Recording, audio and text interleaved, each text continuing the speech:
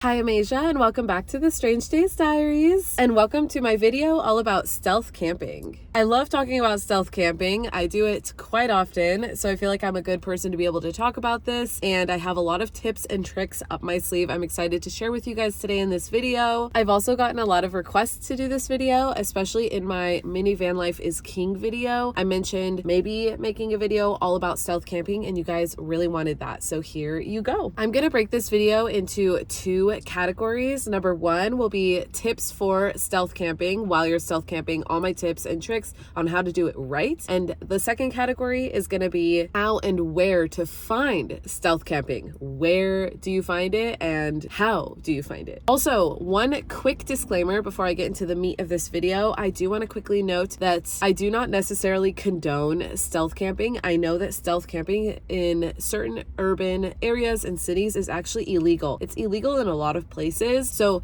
as I travel, I'm always looking up the laws and really trying to stay and abide by those laws. And I highly recommend you do the same. So you have to do your own research and take everything I'm saying with a grain of salt. And I need you to understand that everything I say in this video is just my opinion based on my experience. And I'm not advocating for you to do so. This is just me talking about my experience and my tips and tricks on stealth camping. That is all. So anyways, let's get into it. Category 1, tips for stealth camping. My first tip, and this is a huge umbrella big tip of mine, always park after sunset and leave before sunrise. If possible, obviously. I know this isn't always possible, but it's a big tip that I abide by, and it works really, really well for staying under the radar. Next tip for stealth camping, you always want to back into your spot with your nose pointed towards the exit, whatever and however that means for you and your spot. You just simply basically want to park so that it would be really easy for you in the middle of the night if you had to get away really quick to do so, and you're not like doing all these different turns back and forth trying to get out of the spot or needing to like turn around to get out, because your nose is already faced in the direction of the exit. My next tip is kind of a hot take, and this isn't possible for a lot of people, but if possible, I highly recommend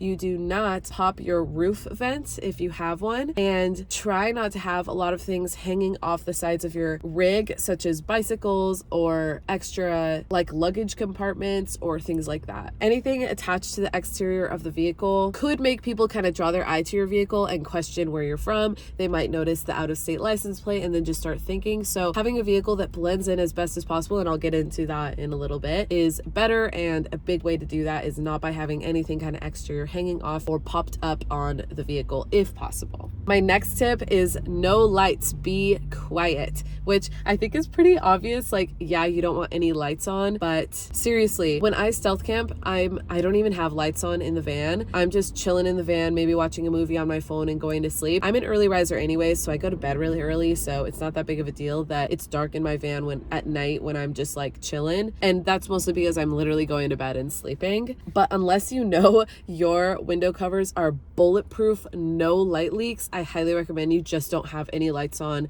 when you're stealth camping at night, especially in an urban area that you're not familiar with. And then also just be quiet. I think that's pretty simple and everyone knows that, but yeah, no loud music, no loud talking, that kind of thing. Just be quiet and very stealthy. My next tip is a tip that I abide by every single time, and that is to never stay in the same spot 2 nights in a row. This is especially a really good tip for not getting the knock, because if someone noticed you one night in a spot and you come back the next night, there's a higher chance of them calling the cops on you or them investigating themselves, which isn't an issue. They have every right to, just as you kind of do in a way, to be there. But it's just something that I personally, maybe just me as a solo female van lifer, really try to avoid. So I definitely do not ever stay in the same spot 2 nights in a row. My next tip is to be completely self-contained. When it comes to stealth camping, it's all about just pulling up, parking, not leaving your vehicle, and just literally being stealthy. And what comes with being stealthy is being self-contained. And what I mean by that is if you have an outdoor kitchen, you cannot pop that out and just start grilling out the back. You got to have some kind of a kitchen set up inside your vehicle, or just get takeout or something like that, because you really don't want to be cooking outside of the van. You don't want to be getting out of the van at all. You want to be completely self-contained when you're stealth camping. I do have some friends and I know of people who can't access their closed from the inside of the van, or they only have an outdoor kitchen.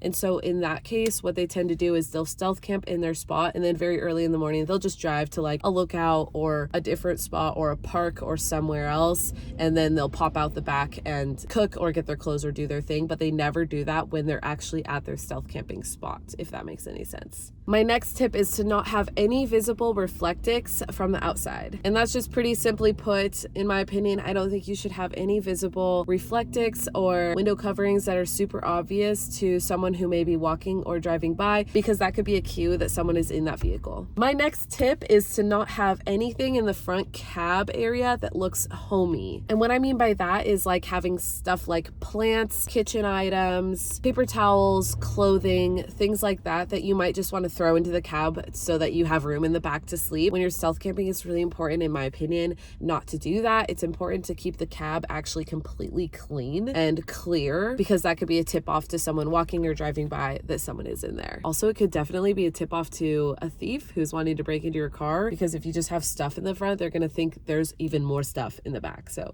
you just want to keep it clean if possible. And under that same kind of tip, I want to also emphasize that I think it's really important that you keep a path, like a very clear path from your sleeping area in the back to the front driver's seat, in case in the middle of the night, God forbid, you need to leave in a rush. You can, and you're not tripping over things or like crawling over things to try and get in the front seat, because it's already cleared out for you. Another tip is to have your cab curtain be a dark color. This is not the darkest cab curtain in the world, but it's been working for me for the last 4 years and I like it a lot. But just having a really dark cab curtain that can just kind of blend into the darkness of the van or your rig at night is also key, in my opinion. And one more tip under this category, and this is a very controversial tip and it's just my opinion, please keep in mind. And also, this is something I've always wanted to do, but I don't do because I stealth camp, and it is avoid putting travel stickers on the exterior of your van. Like, you know, when you go to state parks or cool towns and they have those stickers that like say the place, like Moab, or like different state parks, like the Grand Canyon, stuff like that, and you want to buy those stickers and put them on your bumper because you've been, and like, how cool is that? I think that's sick. I personally want to do it. I buy the stickers all the time. If you've been watching this channel for a while, you know I'm obsessed with stickers, but I've decided to put them all on the inside of my door or my slider door, just because I think that there is a chance, a tiny chance, but a chance, however, that someone driving by, or a cop or someone walking by your van when you're stealth camping, might see those stickers and it'll clue them into the fact that there's probably someone in there stealth camping, like, oh, that's probably a van that travels, and then they'll see the out-of-state license plate and then it'll get their brain going and they're like, wait, someone's in there. Not that that's an issue, again, but it's just something that I've been thinking about,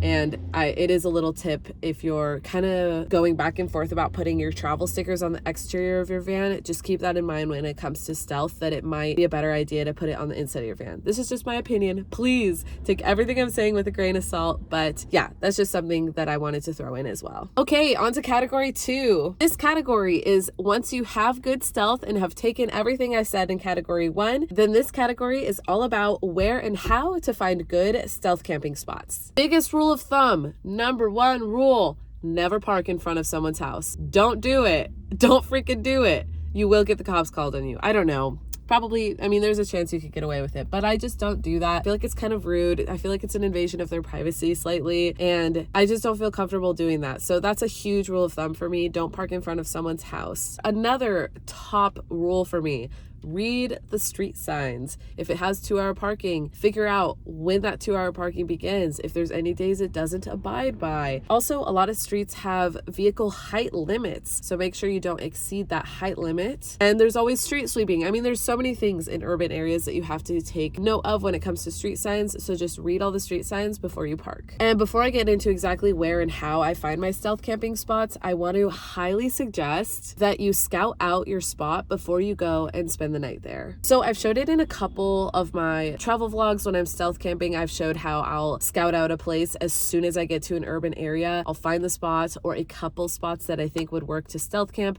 and then I just leave and I don't go back to that spot until after dark. And this routine has worked out really, really well for me. I will say it doesn't work every time because I'm not always showing up to my place during the day. I try to show up during the day to have time to scout, but that's not always the case. So if you don't have time to scout, it's okay. But I try to do that because I really like just seeing the area in the daytime. And it also gives me a chance to have a couple options for stealth camping instead of just rolling up and being like, I guess this will work, and not being able to scout out other options. It just gives me peace of mind. Okay, so on to how to find stealth camping spots.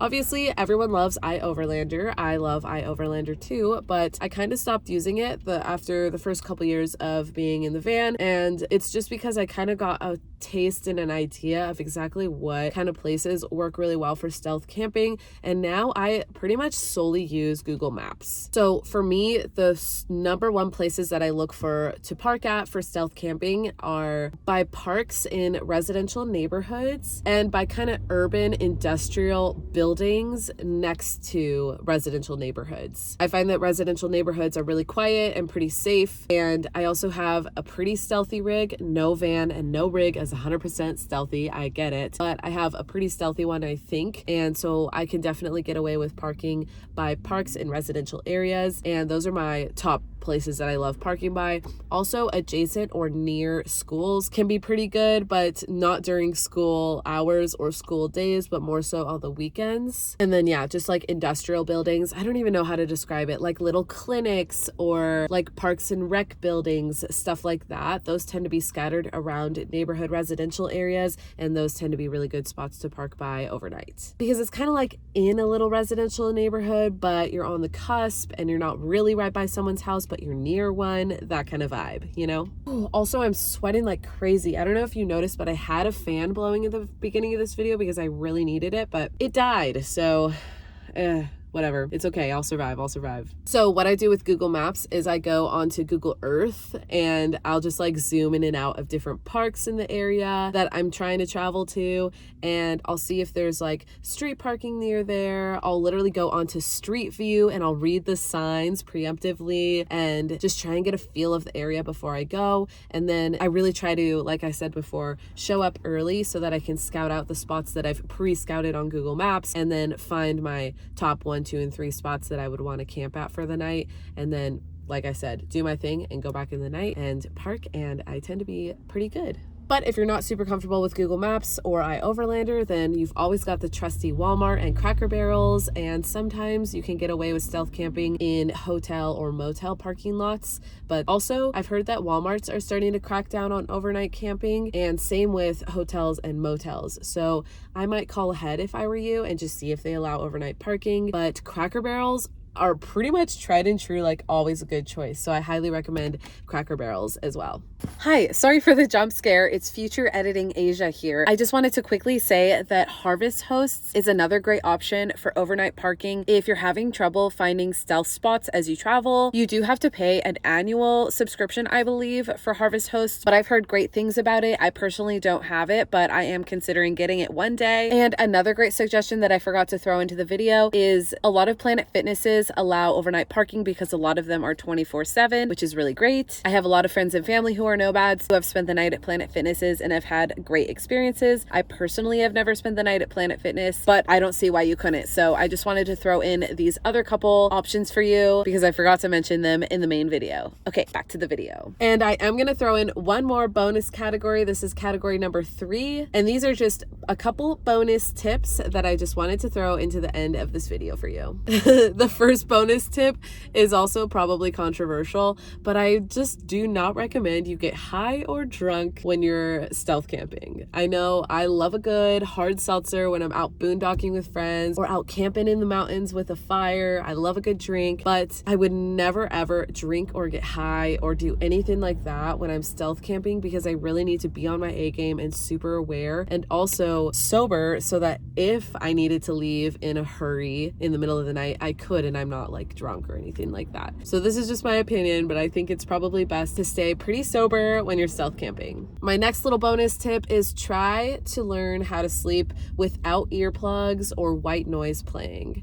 I know that can be kind of hard, especially for people who boondock most of the time. If you're now suddenly you have to stealth camp for whatever reason and you're in a louder environment because being out in the desert or the mountains is so nice and quiet. I know it can be hard not to camp without earplugs or white noise, but try not to, just because again, I really like being able to hear and be aware of all the noise and action going around the van at night, which there tends not to be when I'm stealth camping. But if anyone's walking by or walking around my van, which is rare, but if it happens, I want to be aware of it and hear it. And my next bonus tip is have a dedicated spot for your keys every night. Have a spot where you always put your keys, and always actually put your keys, like don't not put them there, like actually learn to put your keys in one spot every single night, no matter what, so that if you wake up in the middle of the night and you're all groggy and suddenly you have to leave, you don't even have to think because you know where your keys are. You can just grab them and go.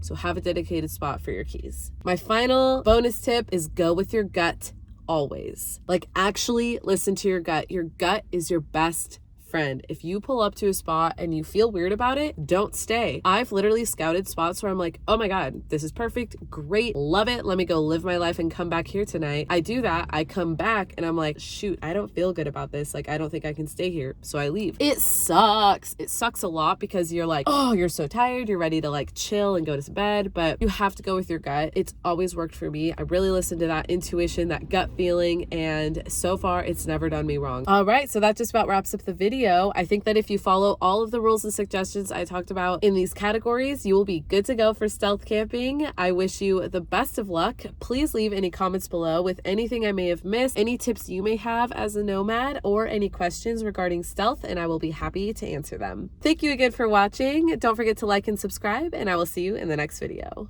Peace.